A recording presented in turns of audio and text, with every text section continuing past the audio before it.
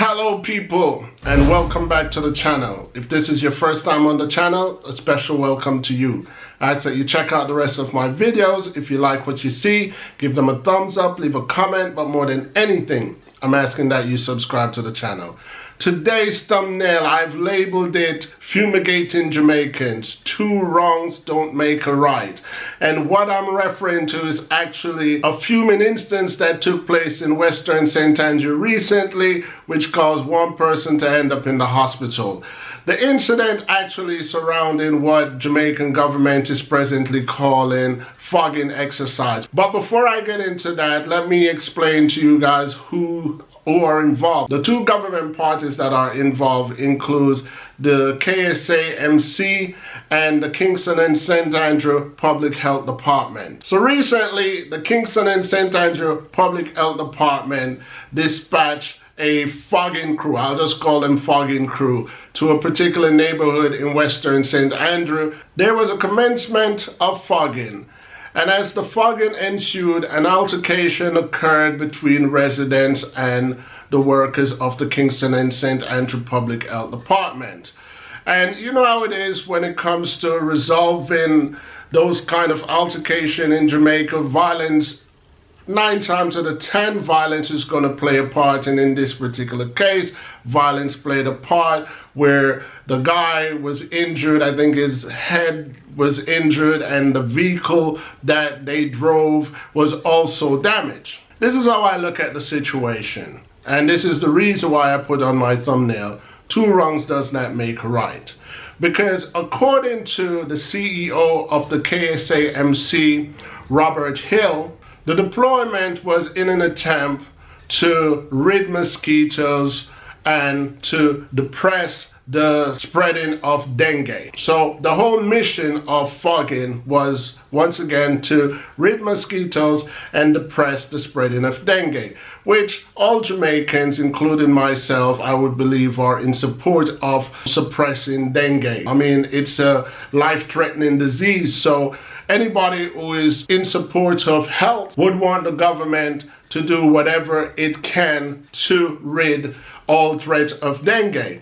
But at the same time, the people who live in communities of Jamaica, whether it's Kingston, St. Andrew, or any of the other 12 parishes, these people have to get a certain amount of respect. So even though I feel for the individual that got injured in the process, I saw so many things that were wrong with the deployment of these foggers. I'll just call them foggers. According to Robert Hill, the Kingston and St. Andrew Public Health Department are very helpful to his department. And one of the credits he gave them was the fact that he could deploy them at short notice. And as much as I would commend any public service worker who can be deployed at short notice, in this case, I would have to criticize Robert Hill's commendation of short notice deployment, because I believe the short notice deployment also plays a great part in the measure of violence that occurred. And what I mean by that is this. These people that live in local residence, they may not understand fogging or the chemicals in the fogging, and when they do see someone just deploy to their neighborhood and just start fogging the place, I mean, let's keep it real, anyone would take offense. To the naked eye, what we're looking at is smoke. And if you're a concerned parent, or if you're just a concerned individual anyway, I would see how you would take offense into your whole neighborhood just by being blown up in smoke. Even if the driver or the fogger explained to the people that we're here dealing with the mosquito and the dengue, I think people would have very little concern about that and more concern about the welfare of their babies or the welfare of their food that might be sitting on table or in their kitchen and so on and so forth.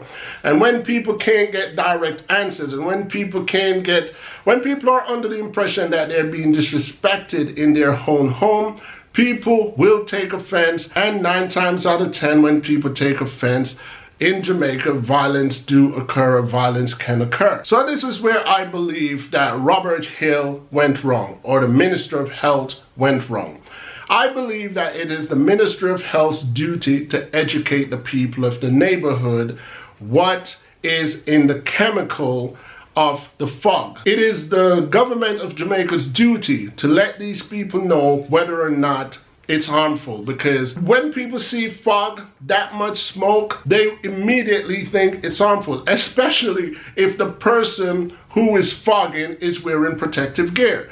If that person is wearing protective gear, it indicates that there has to be some level of harm from the chemical. So that in itself would put people at edge. So I do believe that it's the government's responsibility to let these people know what's in the chemical. But before they even get to the chemical, another part that I see where the government went wrong, or Robert Hill's department went wrong, was to give the residents prior notice.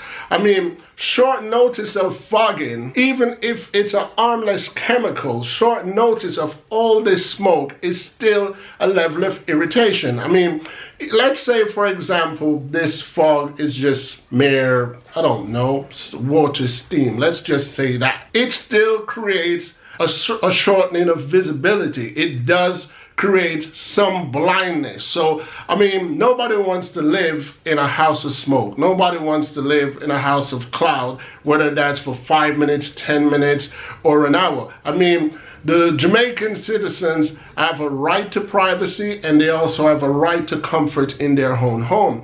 However, when something like this occurs and the government sees it as necessary, then the government also has to give the residents equal respect and give them notice and say, listen, I need y'all to move your food, if y'all could take the babies away for a minute, you know, but you can't just on short notice, without noticing the people of the neighborhood, show up and just start fogging the place. I believe if these measures were taken, if respect were given to the residents in the respect of issuing notices, I believe that an understanding would have been established, and when the foggers show up, they wouldn't be of that much of a surprise, or the residents would not feel as if they were ambushed, because they would already expect these people. I mean, I lived in Upper St. Andrew before, and out of respect, I remember once I was keeping a mere birthday party, and out of respect, I went around and I gave all of my immediate neighbors a letter of notice. I will be keeping a birthday party. There will be a little excess noise past 6 o'clock. And I didn't ask their permission. I just let them know that this is what's going to happen. So what I'm saying in regards of the foggers and the residents, the government don't even have to ask the people if it's okay. If the government believe that it's necessary, the government do what's necessary. But at the same time, the government has to show the citizens some level of respect. Robert Hill, he condemns the attack. I mean, I too condemns the attack. I don't support violence. I don't believe in violence. But one of the things that was said by Robert Hill that I disagree with was the one-way showing of respect. Robert Hill is appealing to the people of Jamaica to show the foggers respect when they come into the neighborhood. I think that's a bit one-sided. Like I say, I believe that the residents of every neighborhood in Jamaica deserve the same respect that Robert Hill is asking for. So if you want them to respect the job of these foggers, you have to also give the people some respect by letting them know, listen, we're going to be fogging on Friday between 6 and 8.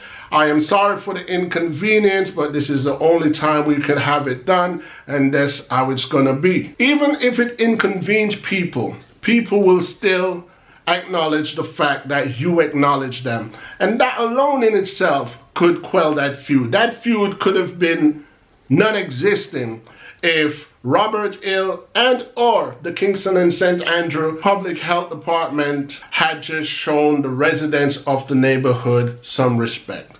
Anyway, on a more positive note, I took it upon myself to do some research about mosquito fogging and the chemicals that's in the mosquito fogging. And according to the World Health Organization, the chemicals that is in the fog for mosquitoes and the suppression of dengue spreading is a chemical that is called synthetic pyrethroid. I hope I pronounced that right. Synthetic pyrethroid. The World Health Department is pretty much saying the chemical that's in the fogging machine is pretty much the same chemical that's in insect spray that can be found on the shelf of supermarket. And the World Health Department says the fog is simply created by a mixture of insecticides and water. So pretty much the World Health Department is saying, even though the fog may look great in its substance, it's really a very little tiny bit of droplets of what you would call toxicity in the actual mixture. And what I further discovered is that it's only designed to harm and kill things that are as small as an ant or a mosquito. So pretty much, even though it's fogging up the place, it's not enough to kill a human. It's not enough to affect our health in any way. But at the same time, I'm saying I shouldn't be the one to come on YouTube and have to say this to my Jamaican people. That's the government's responsibility. That's up to the Minister of Health, and that's up to people like Robert Hill.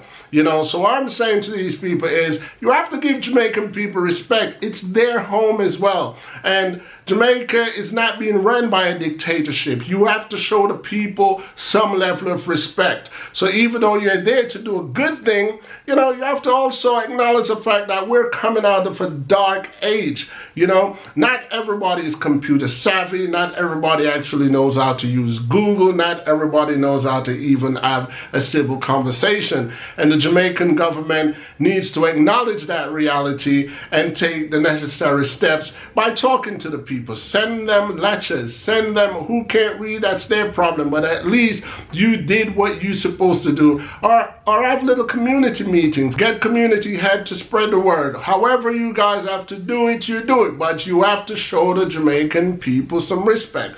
So as much as I commend the Jamaican government and its Ministry of Health to doing its best in trying to suppress dengue and rid mosquitoes, at the same time I'm saying that door swings both ways. You have to give the Jamaican people respect in their home community and in their houses. Okay, that's pretty much my little rant for today, people. But you know, before I go, as usual, I have to big up some people. Big up yourself to the maximum.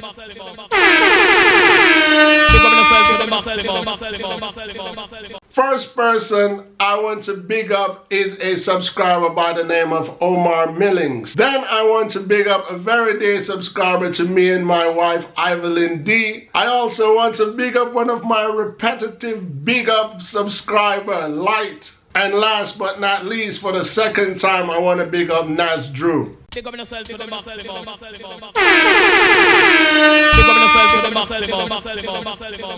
I have two more things to say before I go, people, because I've got some merch out and I want my subscribers who wants to support me or support my channel to go and check out my merch. I've done a little video, so I'm going to show you now how you can get to my merch. The first way is to go on my channel, go to the community section, and where you see that post of the merch, just look into the description and there's a link. If you click that link and open with your preferred browser, it will take you straight to the merch store. And if you scroll up and down, you can see pretty much all my merch. Another way you can see my merch is to click in any of my last few videos, and in the description section of the video you will also see the link. Click on that, open with your preferred browser, and again it takes you straight to the merch store. That's it. Then last but not least, I want to announce the winner of my $25,000 raffle giveaway for reaching 10,000 subscribers. But it seems as if my subscribers either are not interested in rewards or they don't think 25,000 was worth their time. But then again, there was a few people who wrote to me and said they didn't understand what I'm asking for, and there was a few people who said they didn't understand how to do what I was asking in order to enter, and there was one person who said they could not even find the Raffle video. So there you go. And with all that confusion, people, at the end of the day, it was only one person that actually submitted for the raffle the way that I wanted them to submit. So at the end of the day, I wouldn't even announce this person's name. This person actually know themselves. So because it's not more than one, it's an easy giveaway. So I just want to say congratulations to you, because you know yourself. You know, you're the only one that actually sent through a video. Okay, people, like I always say on my channel, I await your guys' comments on this particular topic. As you know, I appreciate thumbs up. I even appreciate thumbs down. But I look forward to your comments all the time, because at the end of the day, what? Each one teach one. Until next time, people. Peace.